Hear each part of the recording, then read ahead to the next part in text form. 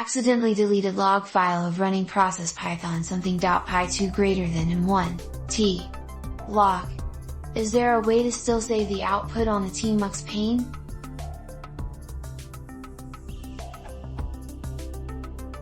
Accidentally deleted log file of running process, python something.py 2 and gt semicolon and amp, 1, t.log. The script is running in a tmux pane on ZSH. The process is still running but not logging. The output itself overflows the tmux scrollback buffer. Can I somehow, admin/sudo writes, start the logging process again without restarting the process? Normally my attempt works without problems and the code is not relevant to safety or for any kind of production but simply complex mathematical calculations. Therefore, this attempt has always been sufficient. In my current case it would be great if I could start logging again without restarting the process.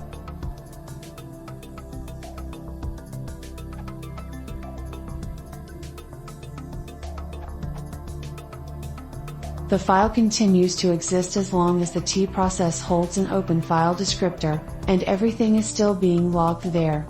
You can recover its current contents by copying them through /proc.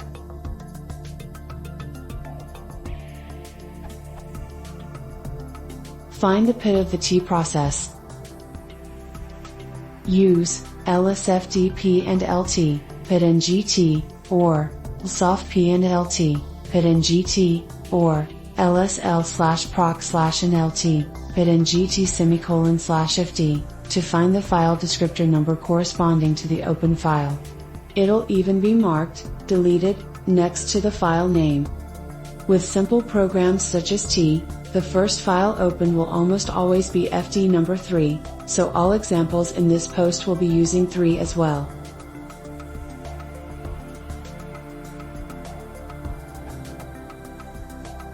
Copy the file's contents to a new file through /proc. Some links in /proc/pid/fd are special. Opening them still resolves to the correct file, even if the some link looks broken, or even if it points to something that's not even a real file.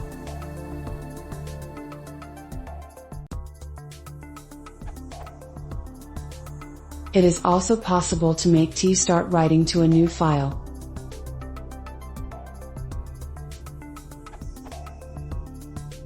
Attach the GDB debugger to the process. This will pause T. The Python program might also get paused if it produces enough log output to fill the pipe buffer, otherwise it won't notice.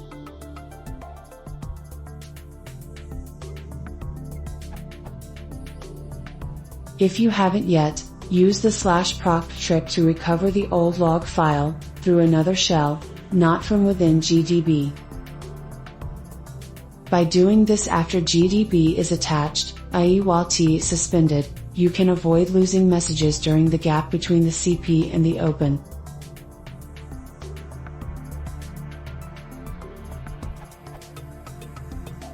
Now use GDB to make T close and reopen the file.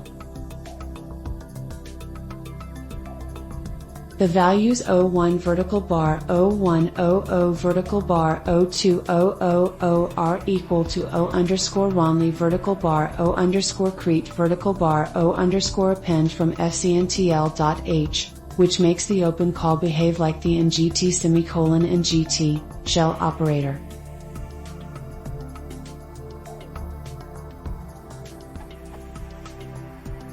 For simple cases such as T, it's extremely unlikely that open will give you any other file descriptor than the original number 3, as that's the lowest free FD.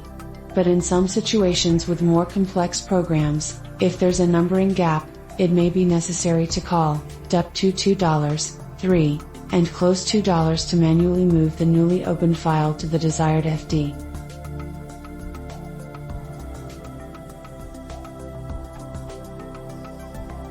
The old file will now be fully gone, as it's removed and the last file handle was closed, but T will be writing to the new file without noticing anything.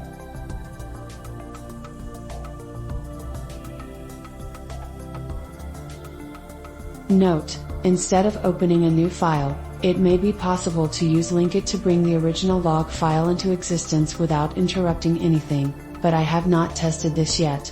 Edit. Unfortunately, according to Linkit documentation, this specifically doesn't work for files that have become fully unlinked.